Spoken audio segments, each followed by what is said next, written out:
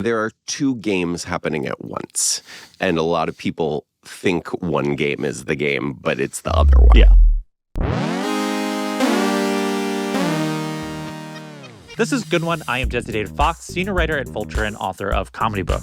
My guest this episode is BenDeLaCreme.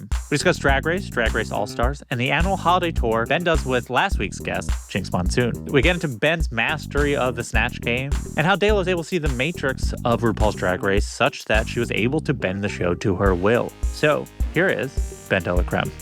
I am here with BenDeLaCreme. Thank you for joining me. Thanks for having me. So how I like to start all these interviews is, what is the funniest thing that happened to you this week? Okay, so I knew that this question was coming. Good. So I was thinking about this yesterday, and I was racking my brain, and to the point where I looked back at my calendar and I was like, what did I do this week? Where was I? Did anything ever funny happen to me? Okay, well, I talked to this person, and was there anything funny in that conversation? I was walking through, and then I was like, oh, this is my comedy, is just that I am taking this question so seriously and am so stressed out about it. And that is kind of where I was like, oh yeah, that's where it comes from. That's a perfect answer, because it's like, now the audience has a general sense of sort of where it's all going to be coming anxiety. from. Yeah. Because we're going to talk about her a bunch, for those who aren't familiar, can you briefly explain who BenDeLaCreme is, the drag persona? Yeah. She's this character that I sort of developed, at this point, like 20 years ago. And she is sort of this bubbly kind of ding-dong of a Muppet. She's sort of, I think of her existing in sort of like the Pee-wee's Playhouse reality. But she's this big, colorful drag queen with sort of the mind of a child who's like bizarrely smart at other points. She exists in another plane, but I love to use her to tell stories because she and I essentially have opposite worldviews a lot of the time. So I imagine it's easy to write because you're just like, okay, what's my worldview? And then I'll just say the opposite. Exactly. Word. And she's so, she's got this really upbeat character voice, and she's, you can sort of say anything in this voice. And, it's, so oftentimes I'm actually just saying what I think, but if she says it bubbly, like she doesn't know what she's saying, then, it works. So to set the stage for our conversation, this is a fairly large question, but get ready. So when you started doing drag was still an art form in opposition to the mainstream in many ways. It was defiant by its nature. And then as you've continued to do drag has entered the mainstream. And in many ways that has put a target on its back to people who are maybe less comfortable with that being the case. And you're holding that entire existence together. You've been a drag queen through all of it. Take your time with this question. How has your idea of what a drag queen is for, what drag is for, evolved? I would actually say the context and the world around it has changed a lot, but my stance and view on that is pretty steadfast. Because I've been at this so long, and I still, I grew up in the 90s and was like doing drag as a kid, sort of, but like in private, but had my own relationship to what that was. But still there was like, it was different than it even was like a decade earlier, I didn't have access to much of that, but when I first saw the Wigstock documentary, when that came out, I really was so drawn to all these New York queens, this kind of like, Lady Bunny and Coco Peru and Candace Kane and of course Jackie B and the, late great Alexis Arquette.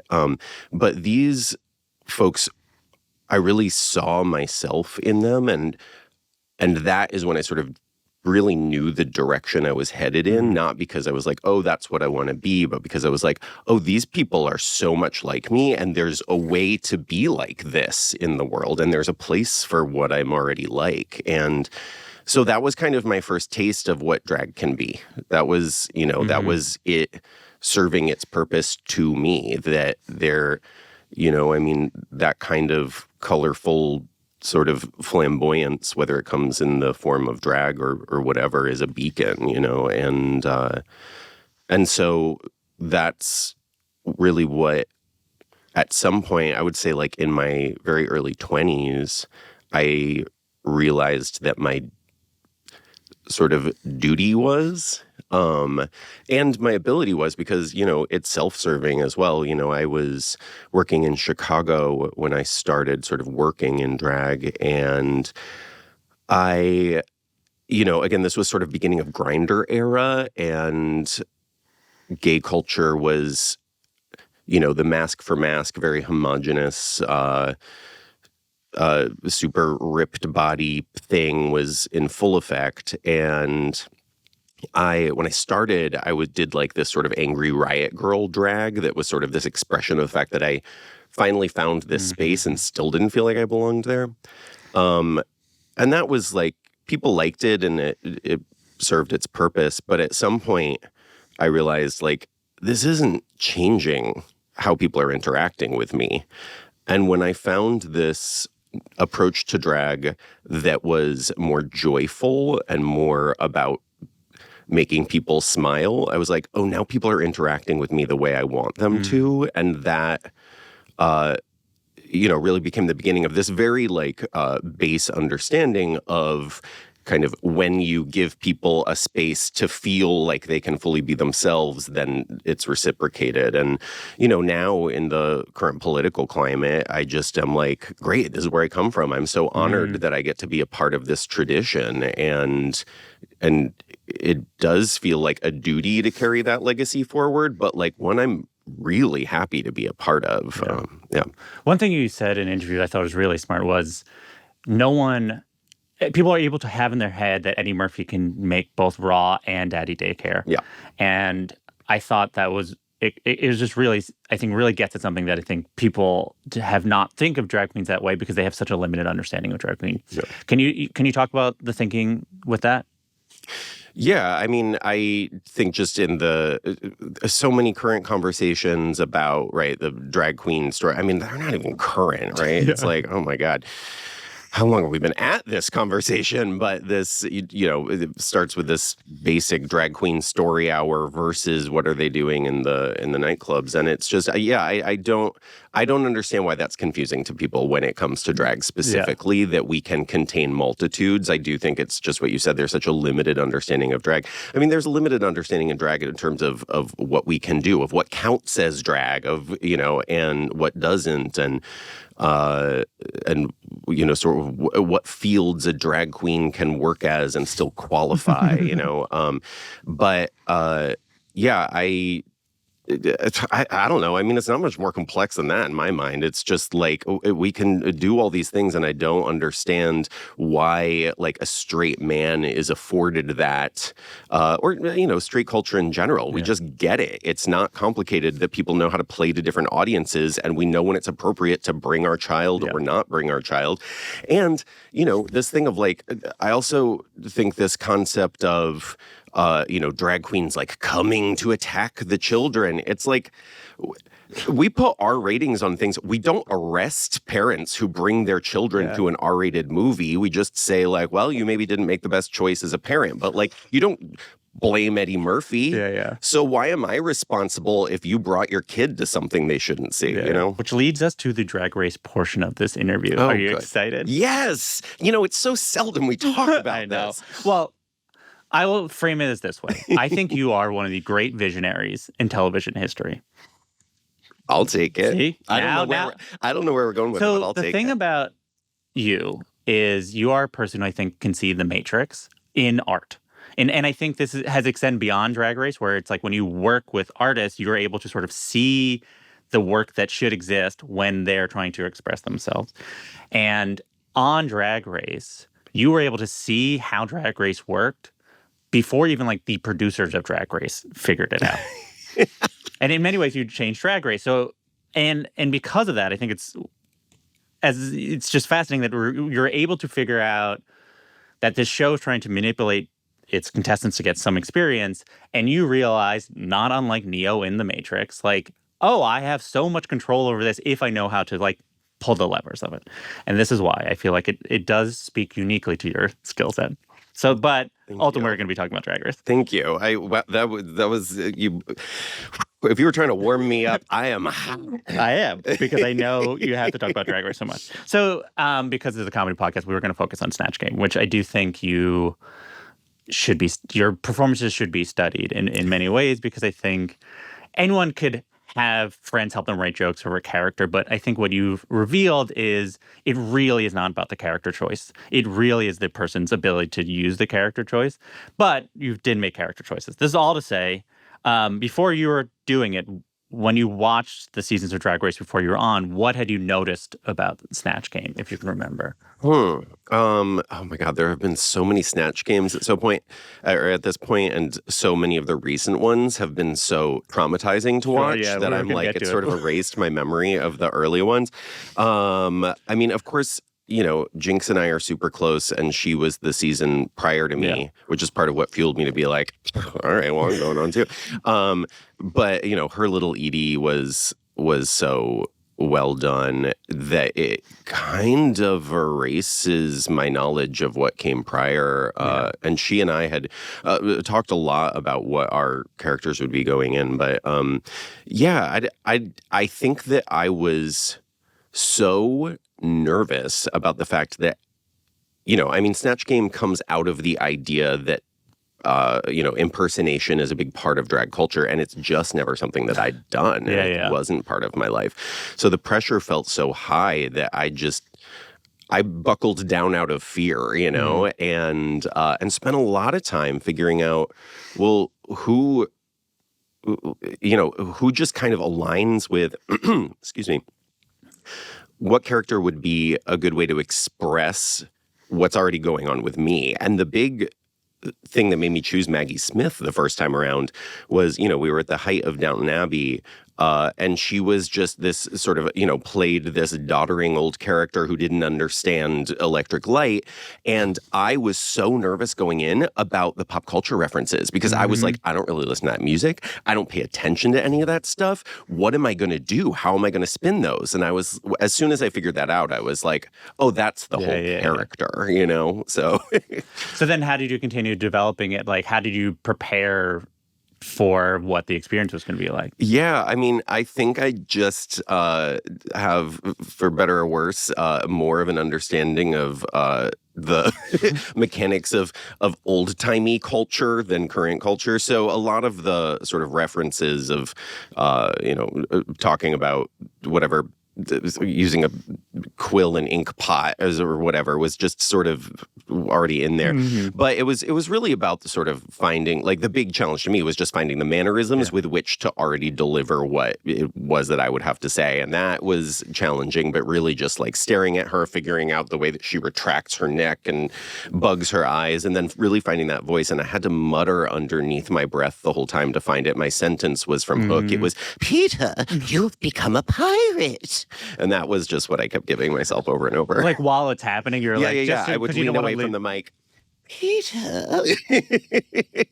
Yeah, because you have to keep on doing the voice. It has to stay consistent. And it has to be, and this goes back to you and The Matrix, which is like, I think a lot of people, when they're, at least from watching it, they have to be listening to everything everyone says, because they're like, okay, maybe this will be the time I say something funny. Right. But you're like, okay, getting the voice back on it, and then it's like picking your spots and seeing sort of what it is.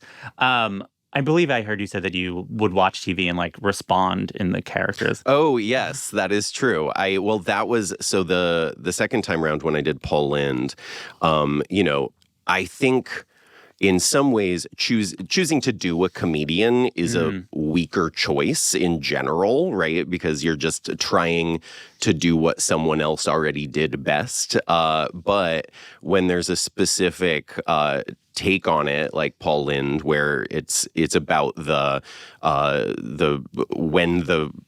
time period the references are from, and just, I mean, it's so easy to take what he was doing. He was so limited by what he could say on television and in the public eye that it's fun to think like, okay, well, this is what he might do with the current parameters, right? Yeah. So I watched a lot of of Paul Lynde and the original what is Hollywood Squares.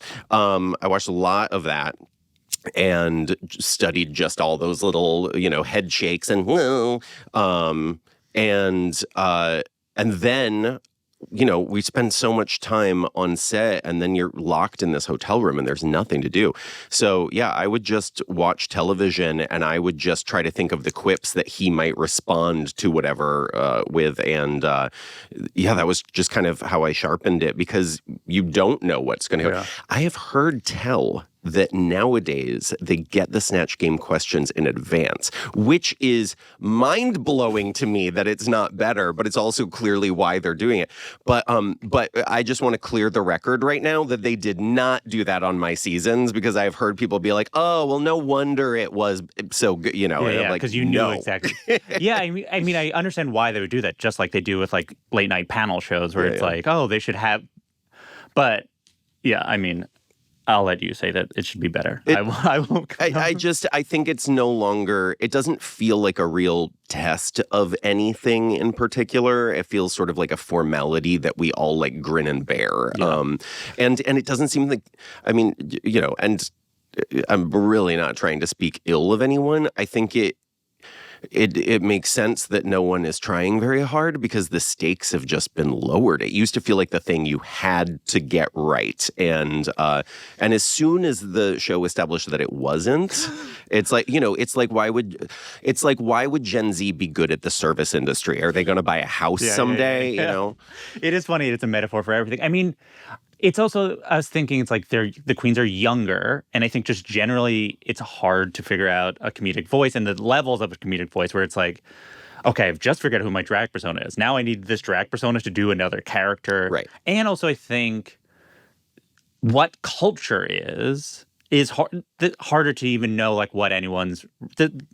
To say nothing of the people who are great at, which is like another tier of things. But I think like for it to be a lot of people who are medium at it, you need a lot of shared touchstones. And I think like those don't exist. So right. There's like no single culture, and that I deal with that every year when I'm writing the holiday show, because song parody is such a big part of what I do, which is really born out of the tradition of the drag that I grew up loving, right? That was just a big piece of it. So I've been writing song parodies for a long time, and the older I got, the more I was like, okay, I actually really have to like study the charts to actually know, you know what I mean? As pop music stopped resonating with me, I would say like, in like 2021, sort of like at that, it got better last year, but like sort of Lizzo was like the dying gasp of me having anything to hook into. And then the year I had to do Padum Padum, I didn't even know what to do with myself. But Weird Al has remarked upon a similar problem, where it's like he was able to put out an album every 2 years, because like, okay, cool, there's 15 pop songs every 2 years. Yeah. Now it's like every 12 years he can do a medley. Exactly. Because it's like every decade there's only like 10 pop artists. Well, and it used to be like what's playing in Walgreens when you're shopping, right? It's like that's what everyone has a point of reference for. And now, as you were saying, it's no one is listening to the same music. Yeah. There is, you have to just sort of throw the dart and hope that 51% of the people in the audience know what you're doing. I also imagine it's like when it was pop music and it was just popular and everyone was commenting upon it, to then put in the space of drag was, again, to do something sort of subversive with it or transgressive, and in so much as like pop music meant the mainstream, where I feel like in the last couple of years, whatever was pop music was geared directly to already queer culture as is. So then to do it in drag, it is more like just doing like a club number, being like, these are all of our pop songs, opposed to like I'm doing a comedic piece subverting it. Right. Yeah. I mean, you have to find the way to subvert it. Yeah. And what I have found that, I write for both Jinkx and Dela's characters oftentimes. I mean, we both work on the scripts, but a lot of time I'm writing for both those characters. And it's basically just, opposition in terms of how I approach everything. Whatever's filthy, Jinkx is going to go filthier. But the thing that happens with Dela, and I'm usually the one who does the contemporary pop songs, is it's taking it kind of flipped. We used to be taking something that was mainstream and kind of making it dirtier. I'm talking general drag culture. And now it's kind of taking this dirty stuff, and Dela's so innocent and wide-eyed, I just make it as stupid as possible, you know? And it's like, you know, speaking of Weird Al, it's like that episode of 30 Rock where they have to reverse it. Yeah. So a question I had about Paul Lynde is, obviously, RuPaul knows who that is, and the amount of the audience who knows that is questionable.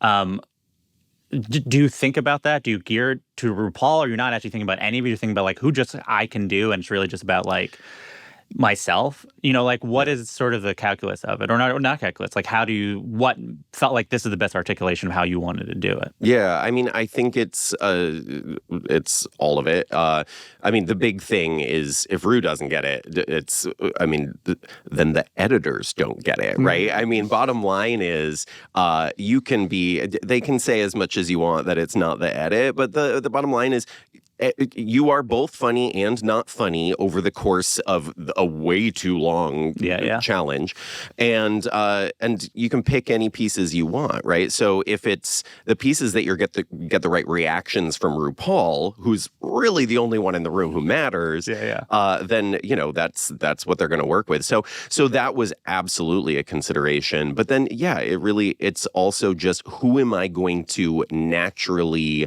be able to align with their comedic sense, right? Because I forgot that the opening joke is a Flip Wilson reference. Yes, so it's like, which I knew no one would get, but because it's like maybe people know Paul Lynde because he was this sort of gay entertainer, but like I can't imagine anyone would get who Flip Wilson is. No, but I knew Ru would. And it was bold. I think Ru was like, that is an extremely bold way to start this.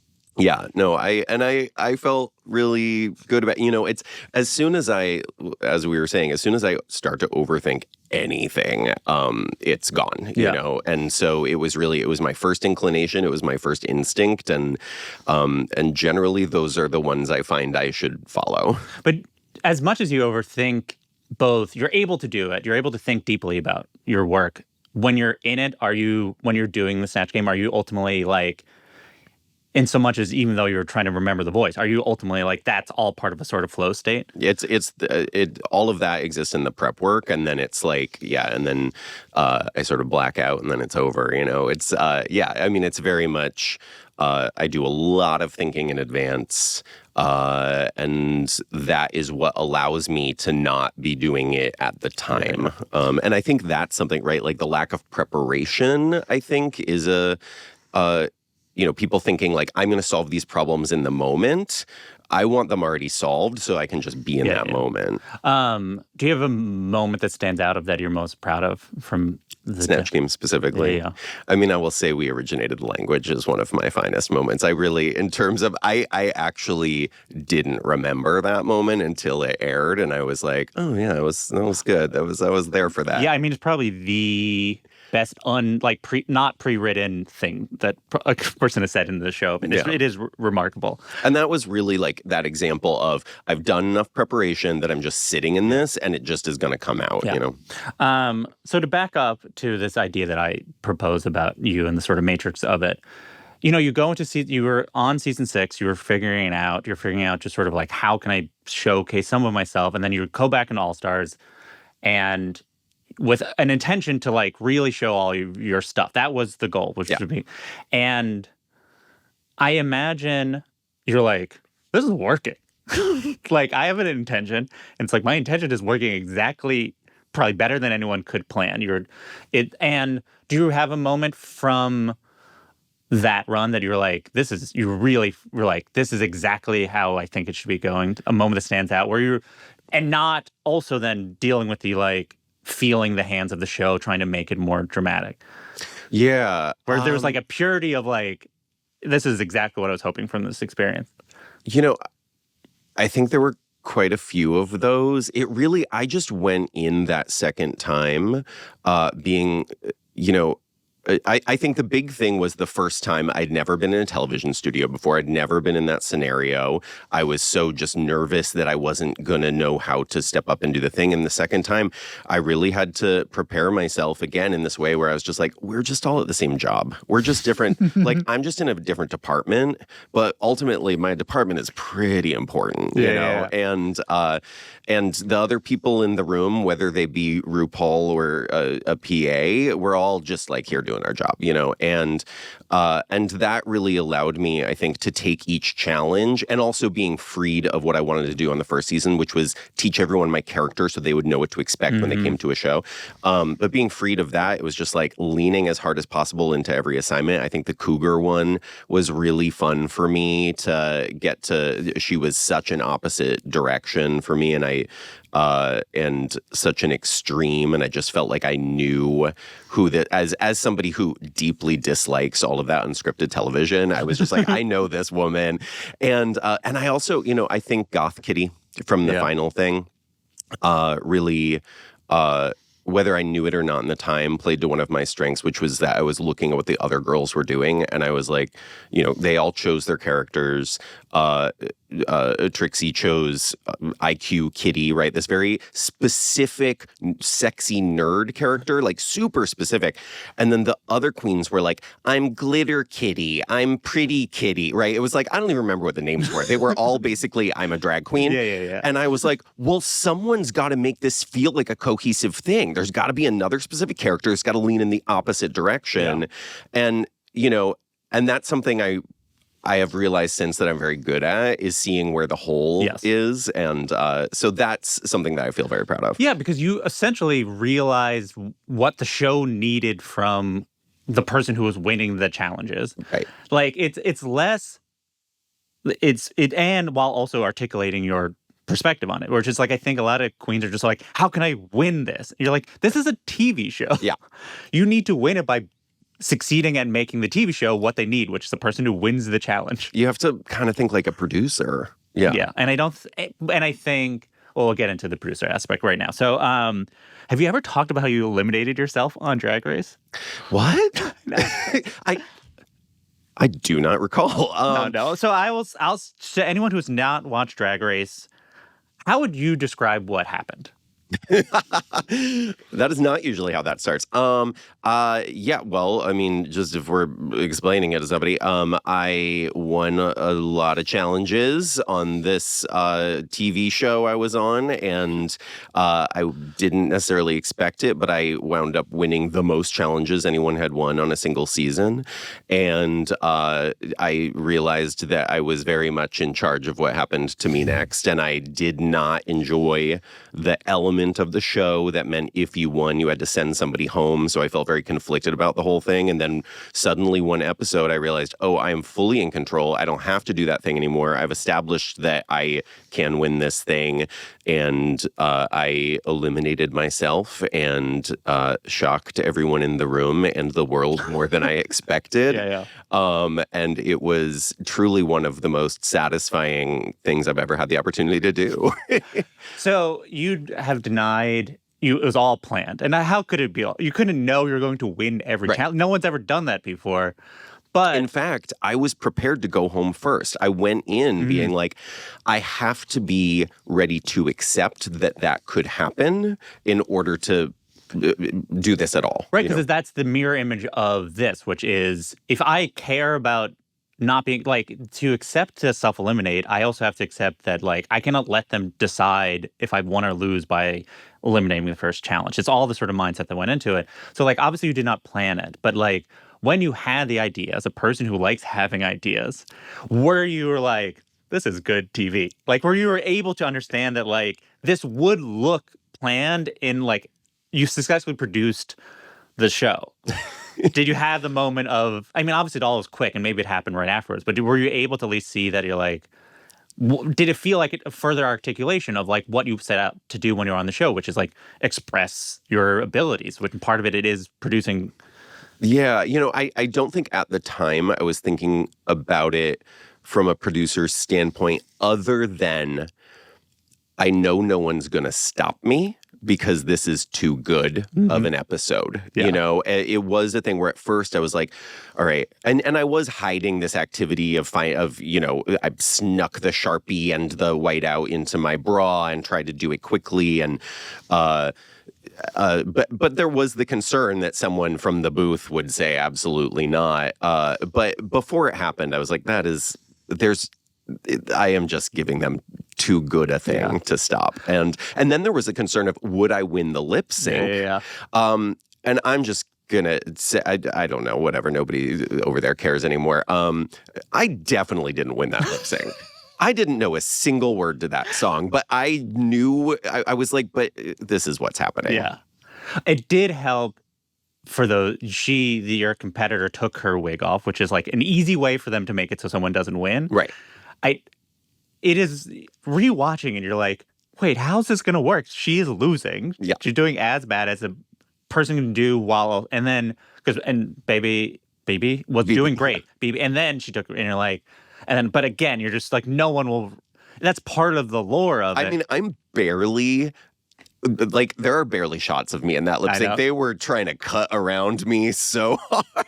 But they're like, everyone knew. Because I do think, as I said, like, it changed the show. Because I do think it taught the show, we can produce, we can do what Ben did, but to every single, these are little pawns and we can have them be much more, or it felt like previous, they're like, we can make drama per episode or something, but not like long builds of a person's success or failures on the show. It did feel like they realized we can control these people much more. Well, I think as like a very neurotic person, I felt the heavy hand of that control on set, and I resented it deeply. You know, it was something that, you know, and there's lots of other aspects of it, right? Like, I'm really trash talking. There's lots of other aspects of the show that I genuinely love, and lots of people on set who gave me a great experience, right? But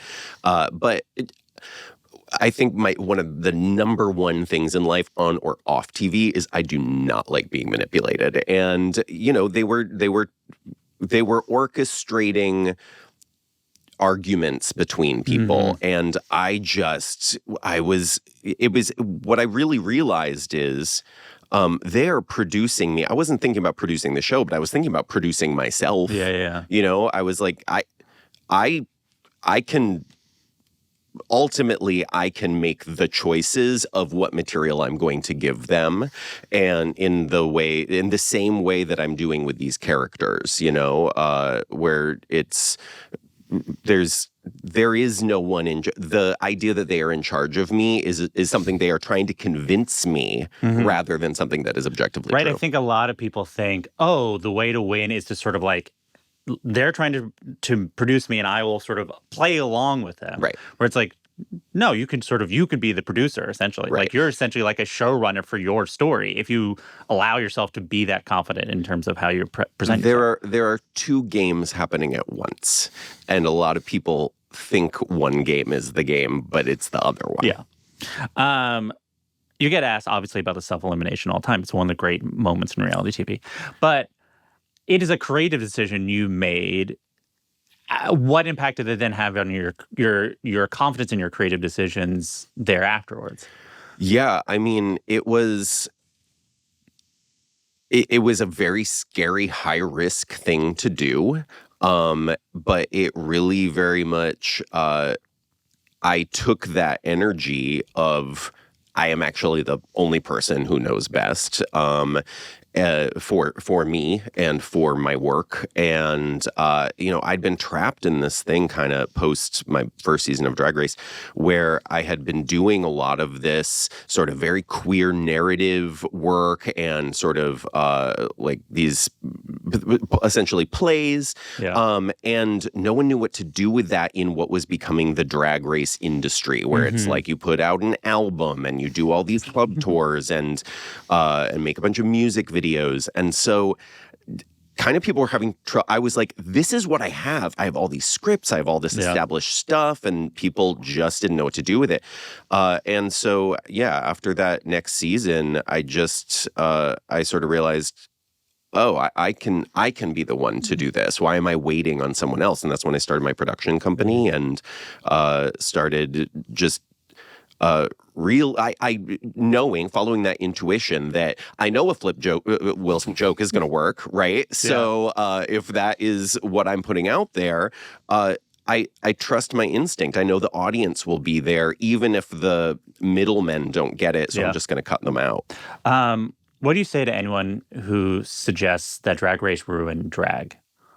I would say that I get what they're talking about, and it's obviously also given drag a platform that it would. I'm not going to say would never. Who knows what parallel universe we'd be running in, but that it hadn't had prior, and it has given people an understanding of who drag queens are. It's allowed more audiences to feel that it is for them and buy tickets to see the show, right? So even, I think one thing that's hard is that a lot of the queens who haven't been on the show, who are exceptionally talented, some of whom are a generation older, who are the ones who inspired me, they don't get those same ticket sales necessarily, except that I will say that there's a wider net being cast.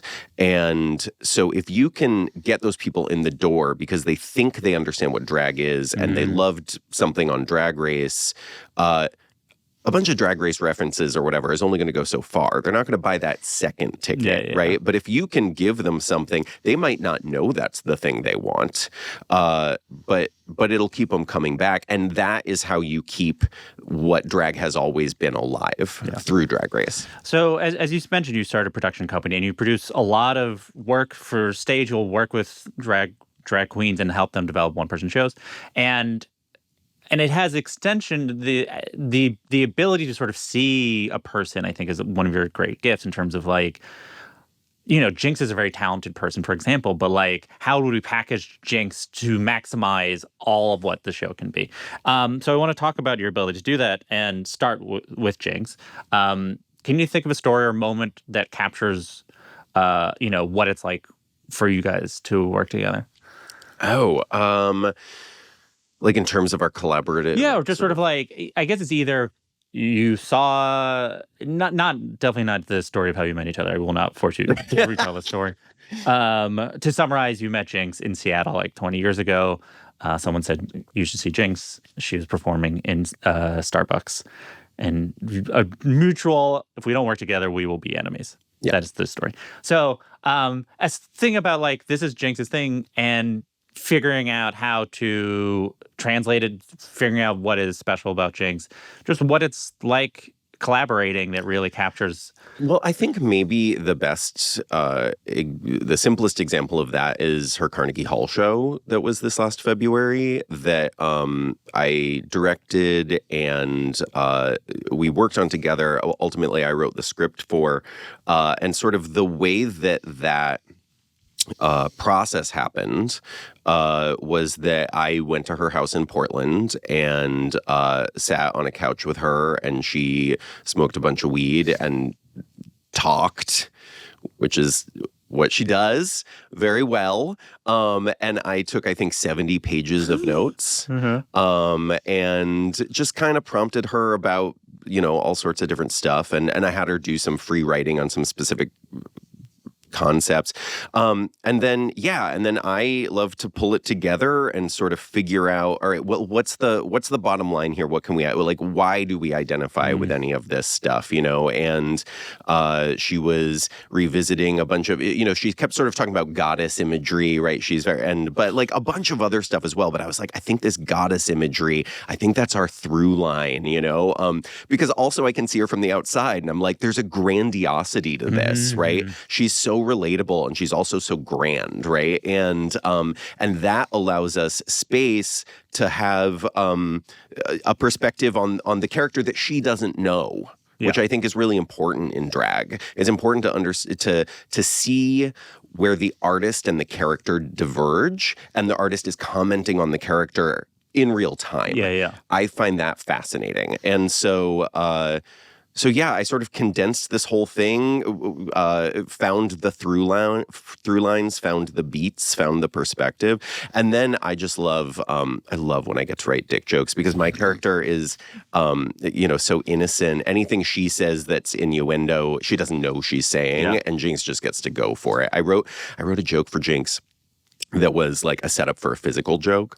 that is one of my favorites where, she's talking about all the men she slept with. She's talking about, and then she's sort of moving into trying to find love. And it's a little bit more of a sort of gentle, vulnerable thing. And she says, maybe life isn't about a conveyor belt of dicks. Like Lucy in the Chocolate Factory. And then it was just a setup for her to do a whole thing. And the Carnegie audience, and I was like, I don't know, this is a big swing. We'll see. The Carnegie audience erupted, but 3 people walked out. And I was like, that's amazing. That is my finest moment. I wonder what were they thinking it was going to be more serious? I don't know. It's amazing. They thought they were going to Story Hour. Well, I guess, or I feel like maybe Carnegie Hall does subscription, so there are people who just have. There is that as well, but there's also only so much that we can really show through Drag Race, right? I mean, I think Drag Race, as subversive as it can be, and as far as they let the queens push the envelope, and it itself pushes the envelope, which I think is great. It still has parameters that are not on us when we're on stage. At this point, do you have multiple characters in your head? Like, do you have Jinkx in your head at this point? Oh, very much so. It's I can just sit down and write her very easily. But, even though I have this one character that I sort of work with predominantly in my solo work, I play a lot of other characters as well, which is also part of why I wanted to go into season 3 and kind of show that off. But so I do feel like I have sort of I have this horrible blonde kind of bachelorette that is a reoccurring character. I have a very gruff conservative straight man. I have a horrific overly tan twink, and I sort of respect, and I know all of their voices pretty well. I don't know what scenario would necessitate this. I don't know what scenario this would happen, but do you think there'd be a way where there'd be a night where you did Jinkx and Jinkx did Dela? Okay, so funny you should ask because there is. I never like to say anything about the upcoming holiday show because 90% of what I write is I edit out, and I actually think that's one of my strengths. Willingness to just be like, I loved that idea, but it doesn't work. But every year, Jinkx has 30 pitches that she gives over and over and over again that I'm like, no. One of them made it in 2 years ago, which is that she has wanted to have sex with Krampus on stage for so many years. But it finally was a thing where it was like, okay, I think I know the context for this. She has wanted to Freaky Friday us over and over and over. And I'm just like, that is too limiting. Like there's such it's a funny premise when you put it out there, but like nobody wants to watch us do bad impressions of each other all night, But, this year I said, if there's going to be a Freaky Friday bit, this is the year to do it. And it might not be sustainable for a whole show. And we're going to find the way to do it. I do not want us doing bad impressions of each other. That is not interesting. But if Dela suddenly found herself in Jinx's body and crumbled to the floor because she's never been so cripplingly high before in her life, and Jinkx found herself in Dela's body and started screaming because she's never had to feel her feelings before, like that's interesting to me. Yeah. It's like literally when I asked it and you paused, I was like, Freaky Friday. And you know what? I retain the right to cut it all together, but we'll see. When I spoke to Jinkx after she won the All Champions season of All Stars, she seemed like you were heavily involved in the creative of it. Can you talk about what that was like? Because it did feel like you almost, again, were able to be the showrunner for Jinx's all-time run returning to that show, especially that season where they really let the queens be like, produce your segments if you need to. Yeah. I mean, that's very sweet that she talks about it in that way. I helped her prepare a lot. In many ways, emotionally, right? Because it's a big thing to go into, and really just being like, you already know what you're doing going into this. You have honed your craft, But I mean, even when she first got the offer, she called me pretty quickly, and she was like, "I don't know if I should do this." And I was like, "You're a crazy person." But yeah, she tried a bunch of Snatch Game characters out on me, and we really, I was like, Judy's what you got to go for. She has a Meryl Streep that is largely nonverbal and is pretty much just from Death Becomes Her, but is great. But I was like, that doesn't have the legs.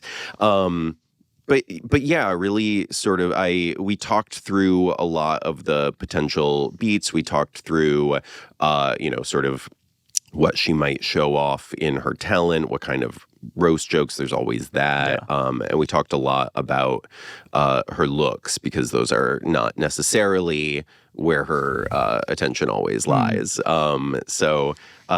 was really cool to be able to kind of have her trust me enough. I mean, that's the big thing, right? When somebody trusts you enough to let you follow your intuition for them. Yeah. Is there anything you want to take credit for specifically?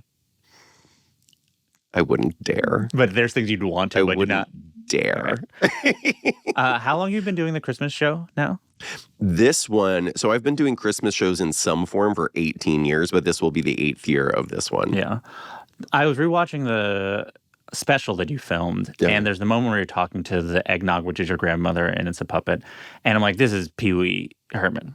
And you obviously seen the Pee Wee Herman Christmas special. Oh my God. It is a remarkable thing. The thing that now is so remarkable is that this aired on primetime in CBS. Yeah. It is a very queer text. Yeah. I just want to give you an opportunity to talk about Pee Wee Herman. What is the significance of that character and that work, both was or is, as you think of it, as a touchstone for you? Yeah. I've just always been... I was always so drawn to it. And a lot of the things that I was drawn to as a kid also made me very uncomfortable. A lot of things that I love now were things that I sort of like would look at and turn away. And, and Pee Wee's Playhouse was one of those things. And I really didn't know why. But it's very clear now. I think Pee Wee, to me, the Playhouse worked so well because it is a character that has no right to exist in our world. The laws of classical reality and physics barely apply, and you don't know the rules, but Pee Wee does. And that's all that you need, is for him to believe, for Paul Reubens to believe so firmly in this character, to know him so well that you don't need to understand his backstory. You don't need to understand how any of us got here or how any of this works, because you trust him, right? There's this, he's so wild, a character that in less capable hands would feel very unsafe, right? Just like erratic, like what's he going to do, right? But there is just this sense of care. And I think that comes out, that is related to dipping into the structure of children's television, really, and approaching... even though he's wild, he's still approaching the viewer in the same way Mr. Rogers does. He's taking your hand and he's telling you it's going to be okay, whatever we do next, and that is something that that approachability is something that I identify with strongly. And it's part of why I've grown to love comedy more and more all the time, is because I know that if you can make somebody laugh, you can take down those walls and you can bring them wherever you want to bring them, and obviously looking at Pee Wee later, after the Paul Reubens documentary, all the rest of it, it's, the layers peel away more and more, and it becomes clearer and clearer, how much this man was expressing his reality through artifice. And that is one of, I went to school for fine arts, and that was that was really my big takeaway from my education was that, you watch so many people kind of like tell their personal story through something and you're like, okay, well, cool. That's a thing that happened to you. But how do you distill what the feeling is that you want to communicate, and then how can you express that feeling in a way that makes other people feel the feeling? And that's what Paul Rubens did, right? Like this queer joy that people felt not knowing it was queer joy. And you don't feel like he's exposing anything about himself, but he's exposing everything about himself. Yeah. I think that is the thing that when I started watching Drag Race, I was like, the thing that I think about a lot as a person who writes about and talks to a lot of comedians is this obsession with equating truth with autobiography, and not some sort of artistic truth, and understanding whatever the difference is. And I do think that you can. The audience has their own perspective on it, and if you just tell them your autobiography, it doesn't mean anything. You have to sort of figure out the ways to make them feel it. Did you ever meet Paul Rubens or have an opportunity to? I never did. I always wanted to. However, during the pandemic, oddly, through social media, I made friends with Sid Croft, who is amazing. I think he's probably 96 now, and he is so fascinating. He has such an incredible mind. And, after it was safe, I had the opportunity to go to his house that honestly looks a little like Pee-wee's Playhouse in the hills. But when I was doing, we did like a live on Instagram interview thing. And I was talking about Pee-wee and his influence. And he and Sid Croft were very close friends.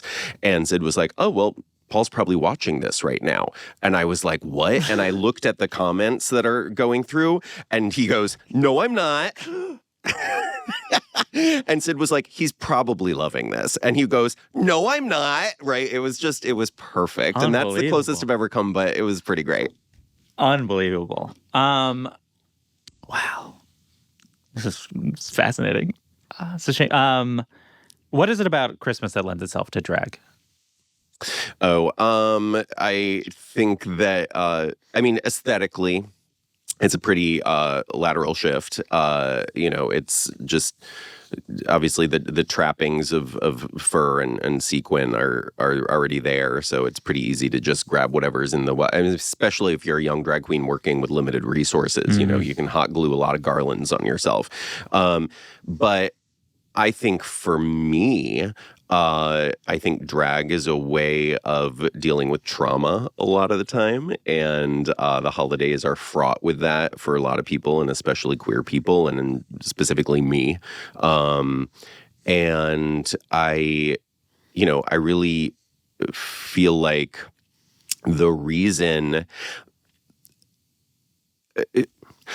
our current political climate, right? People are asking a lot about, how do you feel about this? How are you, how are you going to combat this? And I'm like, what are you talking about? That's exactly where this comes from. It's drag flourishes under duress because it is a way of making your, the things that are bringing sorrow and pain to your life into something beautiful, channeling it into that. And so, the holidays as a specific time of year where people are especially miserable but having to perform happiness is ripe for the picking in terms of what we do with drag, And so that's it came from a place of wanting to make fun of that idea, but also wanting to create a space for myself. The first holiday show that I ever did was in like 2007 or 8 or something. And its actual function in my life was so that I would not have to go home for Christmas anymore. I had a gig. I couldn't go home. Yeah. And so I assembled a bunch of weirdo queers and we made some art, and pretty automatically that art was about reclamation of homecoming and queering Christmas and getting people in a room to do that together. Yeah. And that's just the bottom line of what it's continued to be about for me. it's a reclamation. It's about it's what drag does best. It's creating someone that you can look to guide the community. I mean, it sounds grandiose, but it is what I think drag is. You mentioned the sort of performance aspect, and I was thinking there are people who, I think, artists who can see the matrix, and there's sort of reasons that they're able to do that. And you have a few. You have one, you just always have been an artist, and artists can see sort of the world that it is. You were growing up a queer kid and not at a time where that was still not normalized, and you lost your mother at a young age. And I think that is another way where people are like, wait, this all is a fake charade we're putting on to deny the fact that we're all going to die. Oh, when you were a child watching adults mourn, like it, yeah. Do you have a memory where, especially during Christmas, or where you're like, this is fake? Where you were witnessing and you really saw everything for what it was?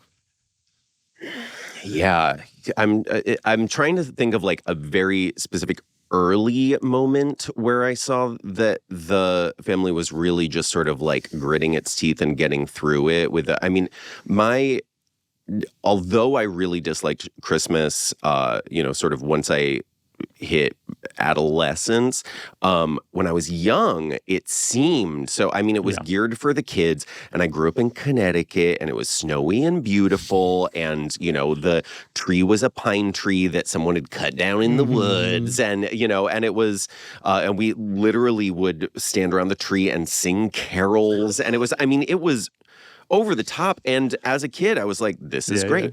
Yeah. But yeah, slowly kind of just becoming aware of the way around the table, people were really not talking about anything. And the transactional nature of gift giving was a big first clue, right? There's a joke that I put in the Christmas special about getting blank thank you cards as a gift. That is a thing that I received as a gift when I was a child.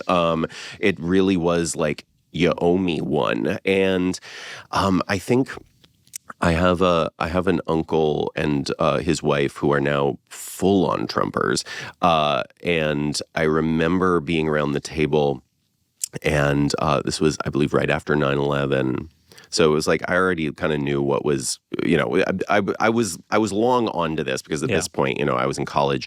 But I just think of this all the time, is her talking about how she was furious that at the airport she had to go through security because white women were not the problem. And just watching everyone else at the table clench and say nothing. I think that was not my realization, but I think that might have been the year I was like, I'm not coming back to this. That's fair. There are drag queens seemingly that, though it starts as a distinct character, there's sort of a merging. And this happens with stand-up comedians. It happens like with professional wrestlers, where that is actually the art of it, which is like, oh, how can I go back and forth and you don't know where the persona is or whatever. And then you seem to have somewhat of a clear division. It's almost like a severance quality, but also where it's like time to, where like Dela seemingly only lives when on stage and then like gets, how do you see it? What is the relationship? How much is she you? Does it feel fully like, puppeteers do with their puppets? Like, what is it, and how has it changed over time? It's funny. Yeah. I mean, the puppeteer thing is funny that you should say, only because I compare her to a Muppet so often, because I think of that as sort of her logic and the level at which she operates. But also, again, it's like we know those Muppets.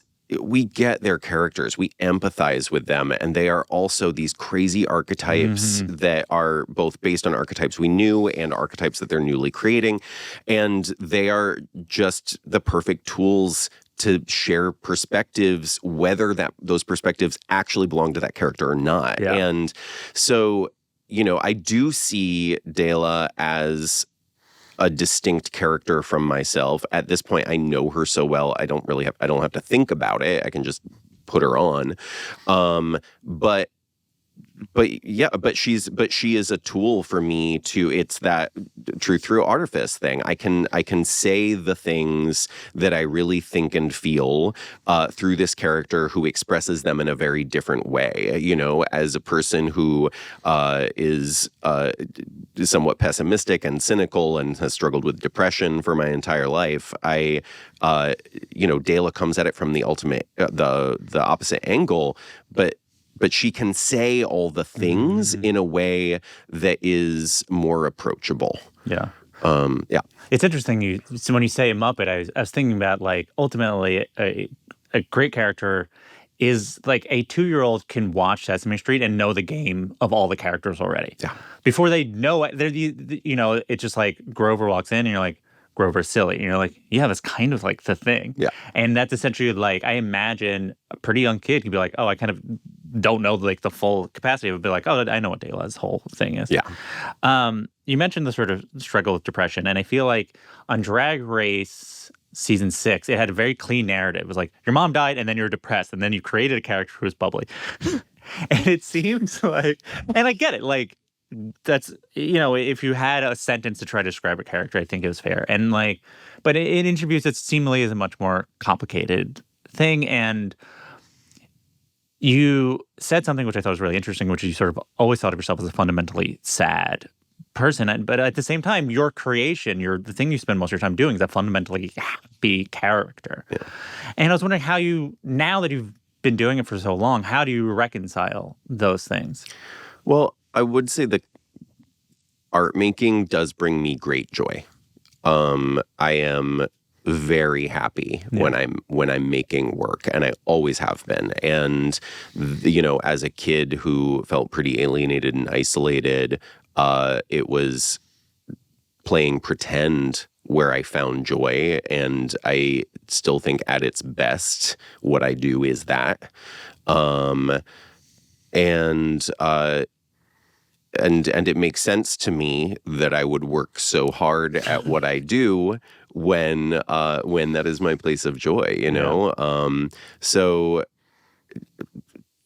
yeah, and I have a lot to say about the ways in which I wish the world and humans treated each other differently, and I have had the good fortune of finding a vehicle where I get to a little bit affect that. Yeah. I don't know if that's even remotely an answer to your question. Well, I think re-guide me. I'll try again. Sure. The thing I was thinking about is, again, like, it's like Drag Race season 6. It was like this person's mother died. They were depressed. Then they have a happy character. And I actually think, spending some time listening to you in interviews, it seems like actually All-Stars 3 was more of a tribute to your mother because it was a focus on the art of drag in opposition to anything else. It's like your mom was an artist and seemingly, like, was motivated to make the art regardless. Yep. And that seemed like All-Stars 3 is a, like, I don't know, a punk rock, like, testament to, like, I'm here to make art, and not like, I'm not here to make friends, I'm not here to make enemies, I'm not here to make television, I'm here to express myself. Yeah. And I think that is the thing that I think is the part that was missing in the sort of narrative of it, which is sort of like, she's happy here, she's upset here, and it's like whatever. And I think it's like, actually, it's like you are an artist. Yeah. Is probably the thing. Yeah, and yeah, exactly. My mom was an artist, and still, it's interesting. When you lose a parent as a very young kid, they become sort of, a saintly figure. And it's interesting to get older and sort of, like, look back and be like, oh, that was a human with flaws. But her artistic practice was really inspiring to me. And I know later, just from gathering other information, that she really doubted her abilities as an artist, which was also, I was like, oh, that's wonderful to know. Because, I look back at her, and she was a visual artist. She was always in her studio. She was always drawing and painting and sculpting. And she was, I can objectively say, very good. I know everyone would say that about their mom probably, but she was very good. And she just created out of a passion for creating, and she instilled that in me from a young age. I was always in her studio. I had a little drafting board next to her drafting board. board and we would just work. We would just make stuff for hours, and it was to no end. I mean, she illustrated children's books. She did a lot of commercial work, but she mostly created for the joy of it. Yeah. And so she really, I mean, that I was so lucky to be introduced to that from the get. Yeah. When the art you made as a kid, does it feel representative of this art you make now? Like, can you see and be like, that's...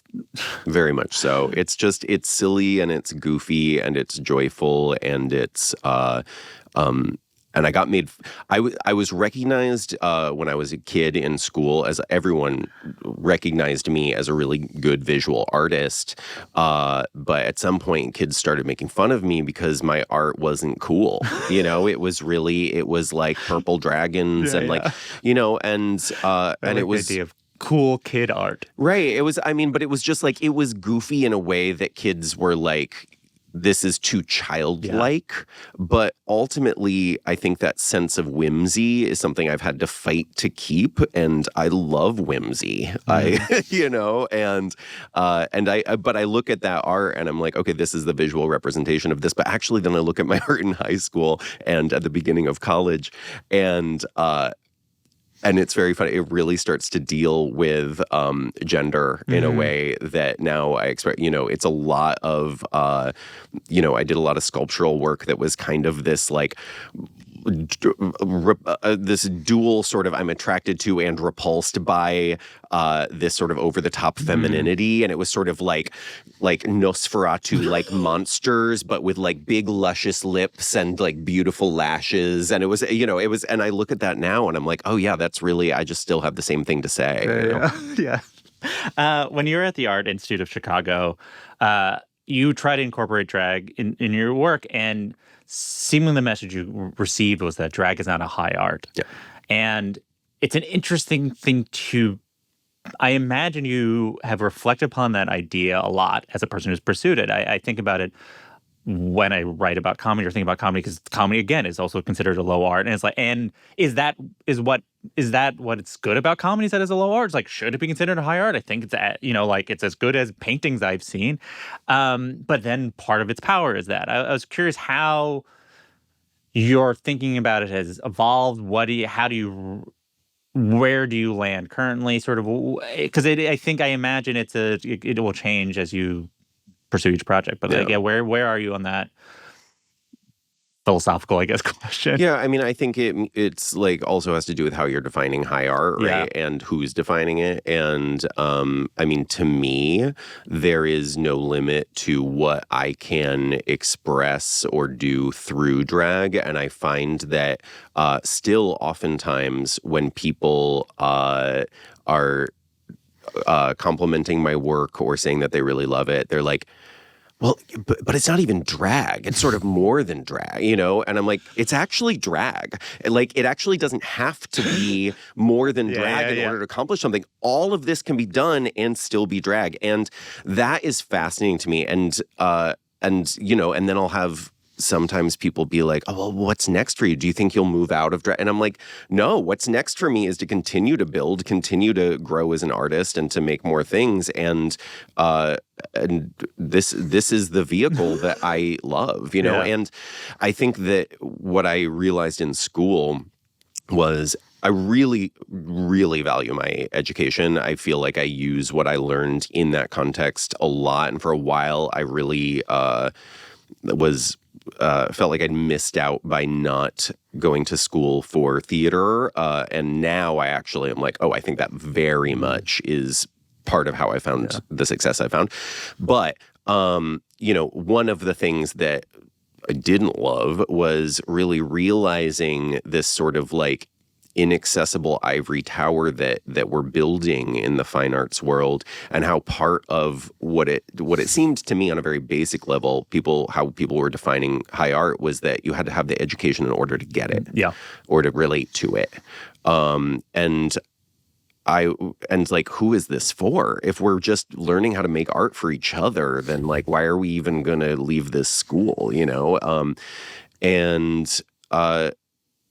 and I want to give people an entryway. Yeah. I want to give people a door that is welcoming, like Paul Rubens did, like comedians do, and like drag did for me. It's like this shiny, fun thing that makes you want to move toward it. And, that's why I love a vaudevillian sensibility. It's art for the people. It's, it's why I love burlesque. It's why I love all of this stuff, is it's welcoming. And then you can do all the stuff that high art does at its best, and it can all be one thing. Do you want to know the story of how art was institutionalized? Do you know the story? No. So in the this is not going to make it. Or maybe it is. We'll decide. Well, it'll be just me giving you essentially mansplaining the history. Would like that. So there was no such thing as highbrow and lowbrow in the 1800s. Shakespeare was just theater. It was just like what you went to. Yep. Like you would see there would be a Shakespeare play, and then there'd be like essentially long form sketch comedy in between. It was just sort of the thing. It was the only thing people consumed. It was mass appeal, and as a result, the working class version of doing it became more popular than the sort of classic tradition way of doing it. And specifically, there was the most famous Shakespearean actor in England, and then there was the American most famous Shakespearean actor. And the American Shakespearean actor, who was doing a sort of more lowbrow version, would book shows in the same city as the British person, as a way of sort of like taunting, like, this is what Shakespeare should be like. And rich people did not like that this was happening. They did not like how poor people behaved at the theater. So it all culminated in this sort of run in New York City where like the aristocracy of the time was like, we're going to do a run of shows of this great actor, this British actor. And working class people came and started throwing tomatoes on the stage and stuff like that. So the British actor was like, I'm done. I can't perform here anymore. And they're like, do another show. It resulted in a riot. It's called the Astor Place riots. People died there because the like National Guard was caught in to just sort of protect Shakespearean actors. So what started from there, and there's other trends that are happening where essentially rich people did not like how poor people behaved in their space. It was that it was not enough to have separate sections. It was not enough to have separate theaters even. They had to have separate art forms. So now as a result, there was a variety of movements all created by rich people to make it so there was barriers of entry to reach what is now called high art, just as a distinction between what they thought was like low culture people.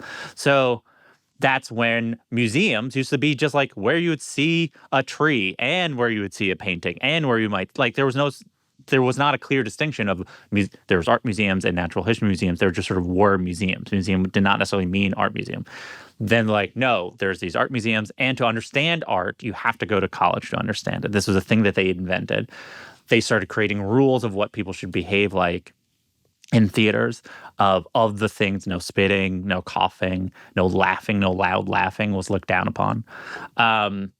And this then coincided with the boom of popular culture in the early 20th century with industrialization. And so then that is sort of what became the divide between popular culture and high culture. And then when you look at a lot of the attempts to take certain art forms more seriously, like film, for example, always film was taken more seriously by taking any movies that adhere to the standards of low people and be like, this is bad movies. This is why comedy movies always get bad reviews. This is all to say, the institutional idea of art was like it was a very deliberate campaign created by didn't know any the aristocracy. That is so... And it's in chapter 2 of the book. Oh my God. All right, well, sold. It was the part of the book that I had the most joy researching and had to cut so much out of, because when I learned about the Astor Place riots, I was like, this is the most interesting thing that has ever happened. There should be a movie about this. And then I had paragraphs and paragraphs about the Astor Place riots, and I was like, this is too much. But this is all to say, it was not an accident. I think there's a certain belief that's always been, but like it truly was like people very much. I am personally annoyed at this. I have enough money to create a division. That makes a lot of sense, and I never would have occurred to me. Yeah, Thank you. I felt like, you've been talking so much, you deserve to learn something. What is your most embarrassingly ambitious goal? Like currently, or that I've ever? Okay. Oh God. This is going to sound like I'm sidestepping the question, and I really promise I'm not. Well, if you do, I will force you to please. back to the question. Redirect me if you need to. But I don't feel like I set those for myself, and it is because and this is why. I am in art and life a big believer in following my gut and not my gut serves me better than my brain does. And anytime I have tried to make plans about the future, I have found myself going the wrong direction and being unhappy and being and not being great at my job. And my current biggest success is this holiday tour that was really, how I think of how I live my life at its best and how I make art is a flashlight in the dark, where you can only see the steps right in front of you, but you can see enough to see whether you're on the path or not, but I can't see where the path is going. Yeah. And anytime I try to be like, I think it's over there, I'm stepping off, And so all of the things that have been my most successful things are things where I just followed those steps where they led me. And I never would have predicted any of them. And I think about the future a lot. I think about where I'm going to go next. I think about that I want it to get bigger and better. But I also know that kind of leaping into the unknown is what has served me. I guess the only way is like, have you seen a thing? I've been in X room and I go, I wish my thing was in this room, and this is a very big room, whatever it is. Or like you watch a movie and you're like, I wish my thing was this. I was in this movie. I mean, like the easiest would be like, I want to do it at Radio City, which I imagine will be whatever amount of tours forward. That's like how these things go, which I think would be great. I think it's the ideal setting for the show. But have you done those? I mean, I think I'm just going to keep driving you crazy, because my only goal that I ever really had that I fulfilled very early, and this sounds like small potatoes, but it meant a lot to me, was I wanted to do summer residencies in Provincetown. That's what I wanted to do. Got it. That was the thing I wanted most. I did it in the mid 2000s and did it for many years and was very happy and miss it a great deal. And then I was like, great. And then sort of everything else tumbled out of it. And now, I've written and directed for Carnegie Hall. I've played the Dolby. I've done some really cool stuff. I've performed all over the world, and it's okay. And that's it. So the sphere, you jinx the sphere, turn into a big ornament. I guess, yeah. I mean, that just may be the next logical thing that tumbles out. Yeah, I accept. Do you accept this answer? Yeah, I think that's correct. I mean, I think that is the correct answer. I mean, I do think Radio City is the trajectory that I think makes most sense for the tour. I hear you, and also when you say that, it ignites nothing in me. Yeah. Not even, have you been in? It's a nice room. It is a nice room. I agree. I guess the King's Theater is quite nice too. Now it's time for the final segment of the show. It's called the Laughening Round. It's like the lightning round, but because it's a comedy podcast, I call it the Laughening Round. Do you have a favorite joke? Like a street joke? Yes. I really like, why did the non-binary prospector head west? Why? Because there were golden they-them hills.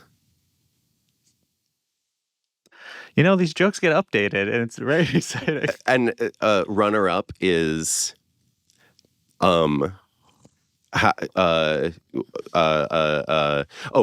does a non-binary samurai do to their enemies? Yeah, I love these. What? They slash them. That one's like, it's a poem. It's so beautifully written. It's pretty solid.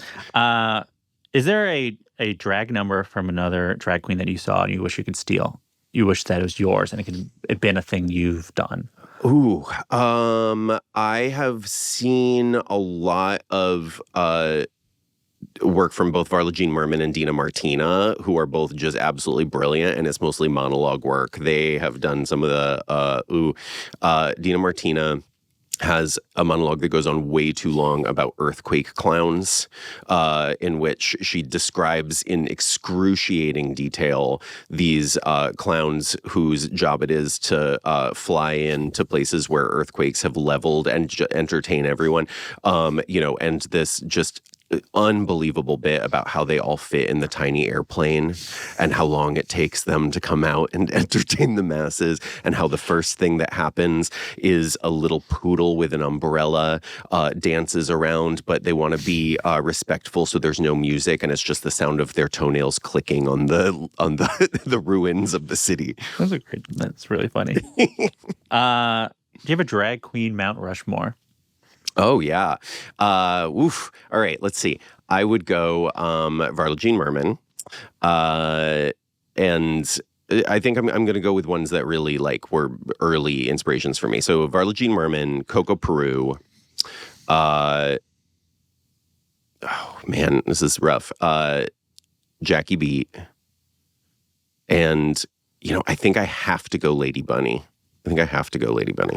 Do you have an opinion of a thing that people think of as comedy that you think is not comedy? Yes, recognition. Somehow audiences at some point decided that if a performer says something they've heard before, then that should cue laughter. And it is specifically a Drag Race problem.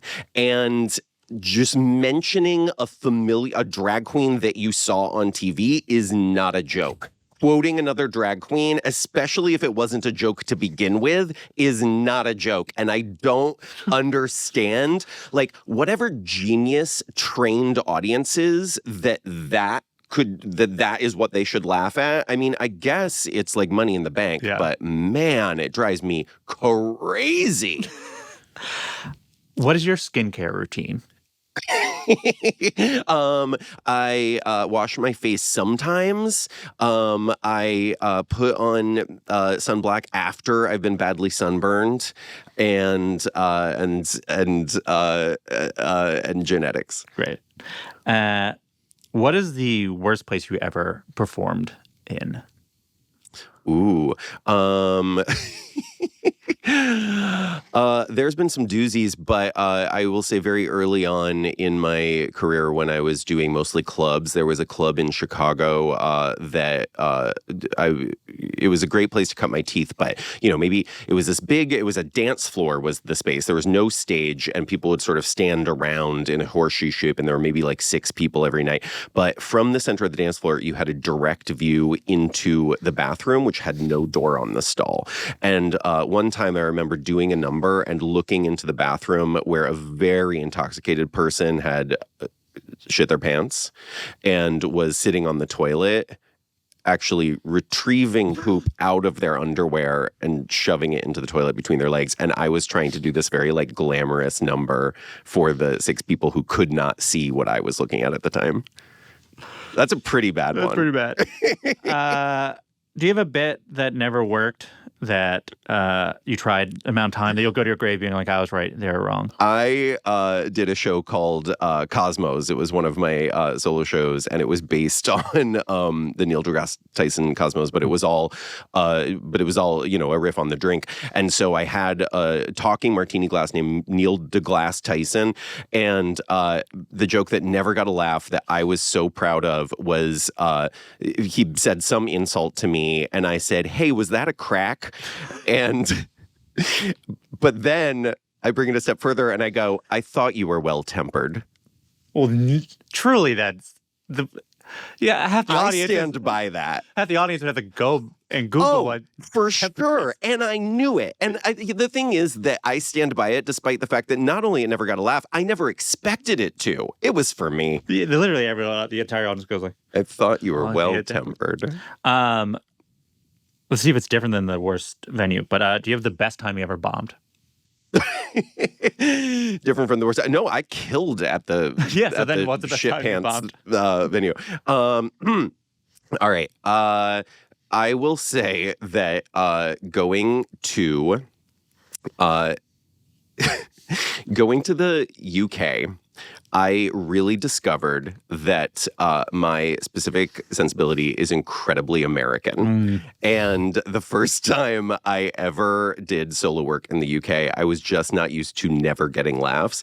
And I just performed to baffled faces. And I still can't put my finger on it exactly, but there's a different cadence. There's a different way to structure it. People just don't respond to the same stuff. And that was really shook me. And I have since learned how to play to a UK audience, but man, that was pretty mortifying.